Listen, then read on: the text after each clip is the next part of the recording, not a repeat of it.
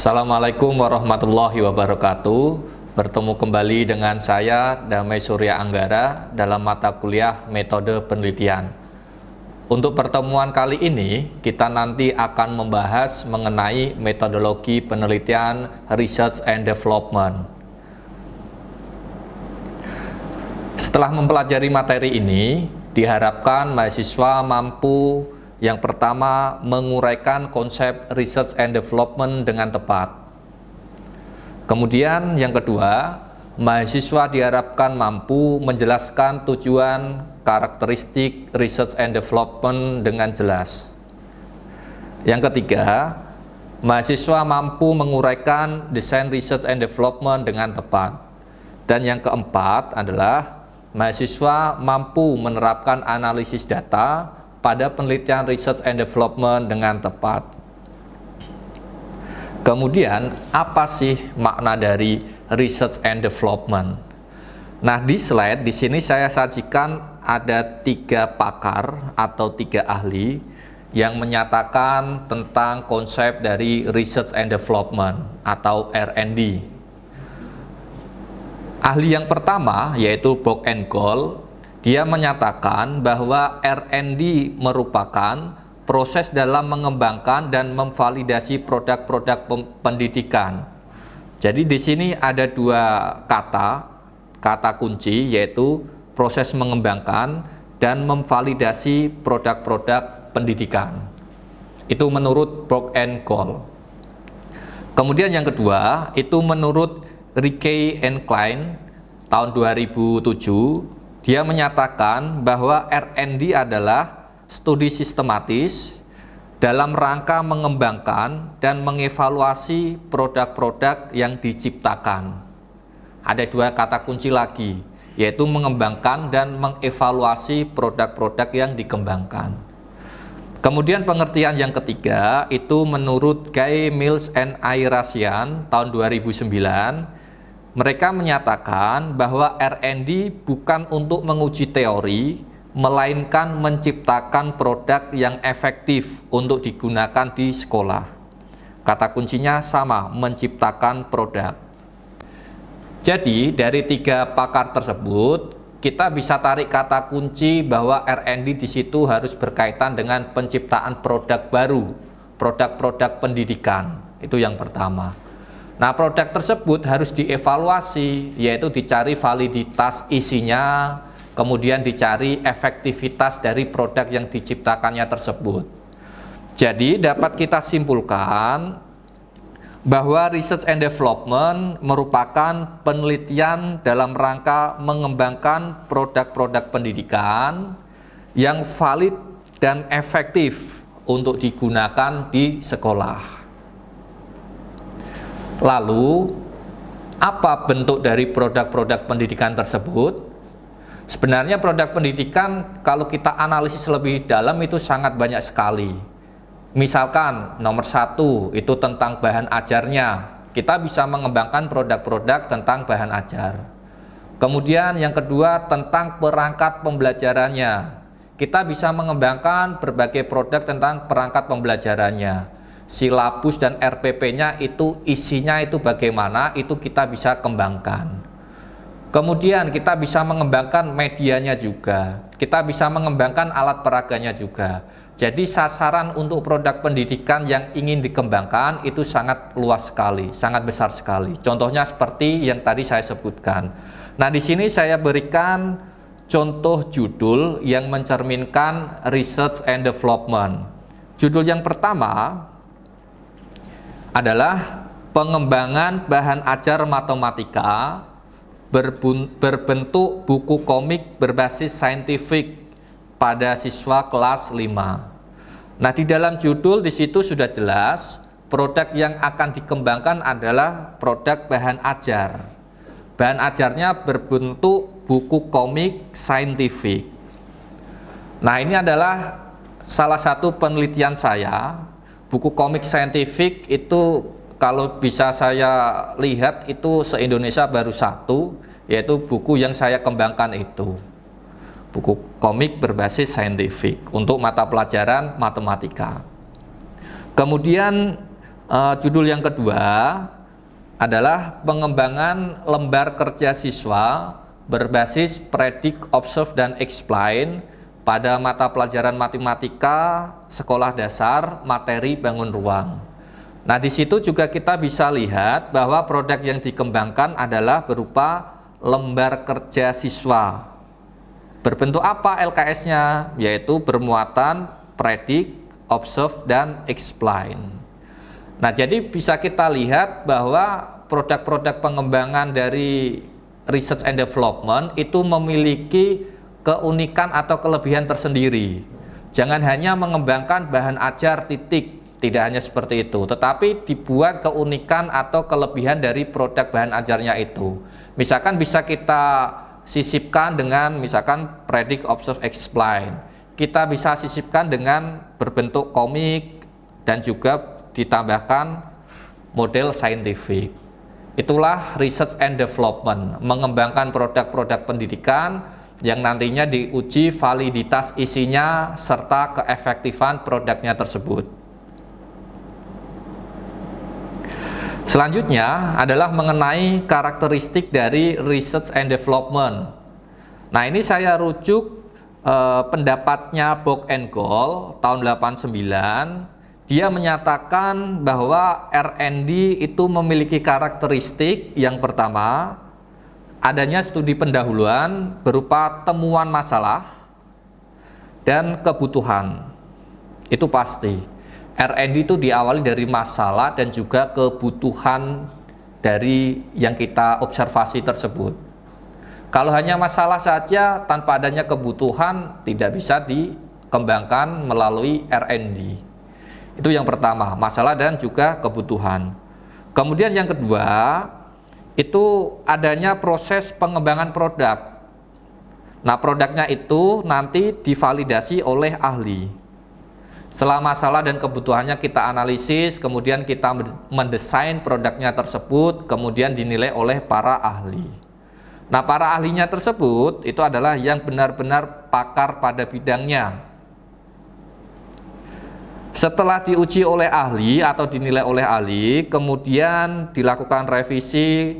Karakteristik selanjutnya adalah adanya uji coba produk. Jadi produk yang sudah divalidasi oleh ahli ini itu diuji coba. Boleh uji coba skala terbatas, lalu dilanjutkan ke uji coba skala luas.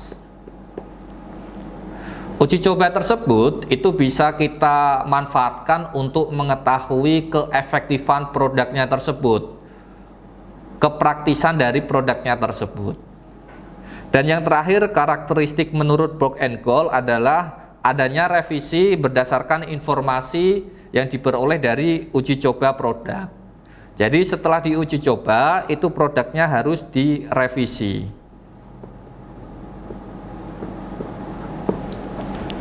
Itu adalah karakteristik R&D menurut Bock and Gold. Nah, untuk selanjutnya saya jelaskan mengenai desain dari R&D.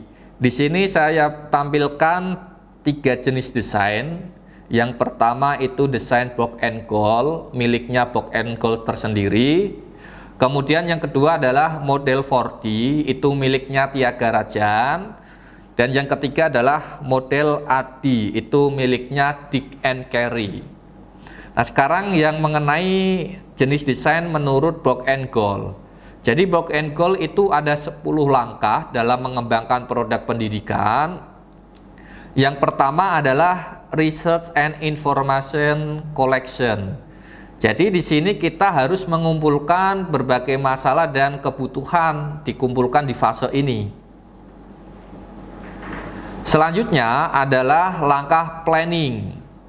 Jadi setelah masalah dan juga kebutuhan kita kumpulkan, langkah selanjutnya adalah memplanning untuk menyelesaikan masalah tersebut berdasarkan kebutuhan yang sudah diperoleh sebelumnya. Setelah kita planning, langkah ketiga adalah develop preliminary form of product. Jadi di sini kita mengembangkan prototipe dari produknya tersebut. prototype. Nah, setelah prototipe dikembangkan, langkah keempat adalah preliminary field testing. Jadi setelah prototipe dibuat, itu dinilai oleh ahli. Makanya di sini adalah fase penilaian validitas isi dari produk. Langkah kelima adalah main product revision, yaitu dari penilaian ahli ini kemudian direvisi. Langkah keenam, main field testing atau uji skala terbatas. Ini bisa digunakan untuk uji kepraktisan. Skala terbatas, praktis atau tidak produk yang sudah kita kembangkan. Langkah ketujuh adalah operasional product revision. Dari uji skala terbatas ini kemudian direvisi kekurangan-kekurangannya itu apa. Langkah ke-8 adalah operasional field testing, yaitu uji coba skala luas. Langkah 9 final product revision, dan langkah terakhir adalah dissemination. Nah, itu miliknya Bock and Gold. Kemudian miliknya Tiaga Rajan atau 4D itu terdiri dari define, design, develop, and disseminate. Ya, define itu analisis masalah dan kebutuhan. Masalah dan kebutuhan. Kita mendefinisikan masalah yang kita ketemukan, kebutuhan apa kita definisikan di situ. Selanjutnya adalah mendesain, itu kita membuat prototipenya. Kita buat prototipenya. Langkah ketiga adalah develop. Ini di fase ini kita bisa mencari validitas isinya dan juga keefektifan produknya.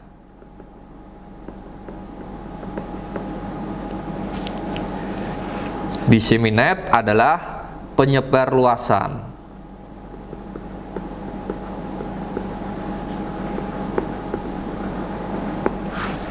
Itu model miliknya Tiaga Rajan atau model 4D. Kemudian yang ketiga adalah model AD, itu miliknya Dick and Carey. Yang pertama adalah analisis, kedua desain, ketiga development, keempat implementation, dan kelima adalah evaluation. Yang pertama analisis, ini mirip dengan 4D miliknya Tiaga Rajan, yaitu menganalisis masalah dan kebutuhan.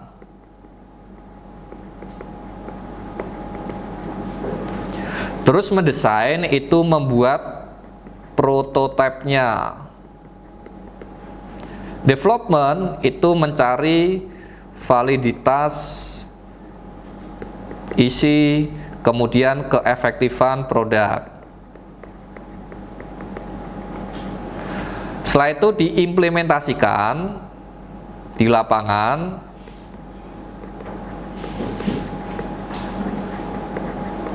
Dari hasil implementasi dievaluasi apakah masih ada kekurangan dari produknya tersebut. Itu desain miliknya Dick and Carey model AD.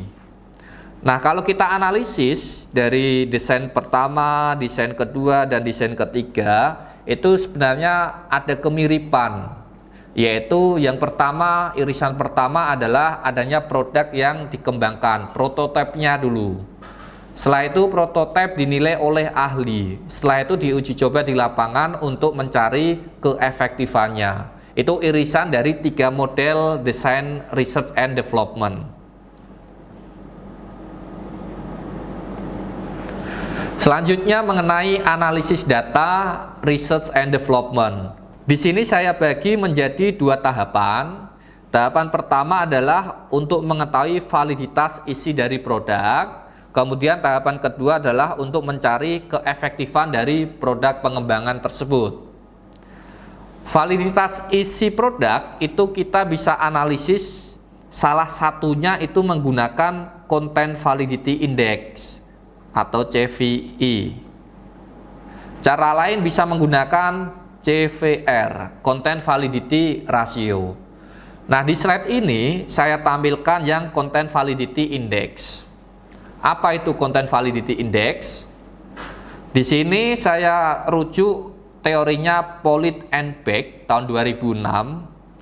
Dia menyatakan bahwa Content Validity Index merupakan perhitungan proporsi pada item-item yang mendapatkan nilai 3 atau 4 dari pakar. Jadi maksudnya kalau kita memberikan produk kita ke ahli, itu kan ada lembar penilaiannya. Lembar penilaiannya itu skalanya ada 4. 1, 2, 3, 4. Nah, yang kita hitung adalah yang mendapatkan nilai rentang 3 dan juga 4. Kita hitung proporsinya yang mendapatkan nilai 3 dan 4. Lebih jelasnya bisa dilihat di dalam modul. Di situ sudah dijelaskan ada contoh-contohnya bagaimana perhitungan menggunakan Content Validity Index.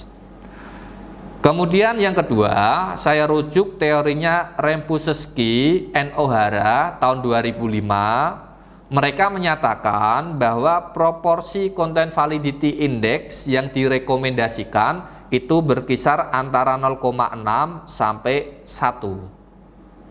Proporsi maksimal itu 1. Nah, jadi produk penelitian dapat dikatakan valid secara isi itu apabila nilai CVI-nya itu minimal adalah 0,6. Makanya Rempusesky dan O'Hara ini dia memberikan proporsi yang direkomendasikan itu antara 0,6 sampai 1. Itu analisis data untuk validitas isi produk. Kemudian yang kedua adalah untuk mengetahui keefektifan dari produk. Di sini saya tampilkan menggunakan 2 statistik untuk analisis data keefektifan ini. Yang pertama adalah statistika deskriptif, yang kedua adalah statistika inferensial. Prinsipnya, jika hasil uji keefektifan hanya berlaku pada sampel yang diuji coba, itu bisa menggunakan statistika deskriptif. Ya. Jadi hasil uji coba keefektifan itu hanya berlaku pada sampel yang diuji cobakan tersebut. Boleh menggunakan analisis data statistika deskriptif. Sedangkan apabila ingin menggunakan statistika inferensial, ini berkaitan dengan populasi dan sampel ini. Maka dari itu, hasil uji keefektifan apabila dianalisis menggunakan statistika inferensial itu dapat digeneralisasikan untuk mewakili populasi. Makanya statistika inferensial itu berkaitan dengan penelitian populasi dan sampel. Sedangkan kalau statistika deskriptif itu istilahnya adalah subjek penelitian. Karena di sini tidak ada kaitan dengan populasi dan sampel. Kita tidak mengambil sampel dari populasi tersebut. Makanya istilah lainnya adalah subjek penelitian. Demikian yang bisa saya sampaikan. Mohon maaf apabila ada kekurangan. Terima kasih. Assalamualaikum warahmatullahi wabarakatuh.